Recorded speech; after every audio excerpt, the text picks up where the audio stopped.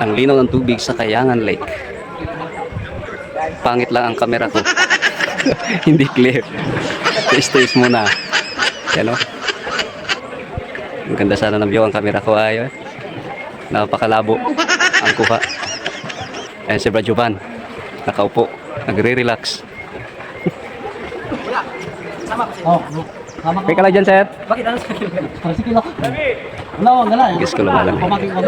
Sabi mo kasi sa akin dati. So anong meron sa Kayangan Lake? Kayangan Lake is sa brackish water environment po siya. At maliban doon, napakaganda ng rock formation sa inside. Napakaganda ng rock formation at saka mayroong mga tumutubong kahoy gaya nito. Yan, nasa bato. Yan o. Tumutubo. Nasa loob yan. At palibot ganyan ng mga kahoy.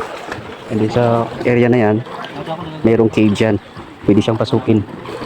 Yan, may cave dyan. Pwede siyang pasukin. Napakaganda ng cave sa loob. Meron siyang edger light coming from the sun. So may butas siya sa gitna. At then nakakapasok doon yung liwanag. So maganda pa picture. Tiny cave lang siya. Pwede rin lumakad doon sa loob.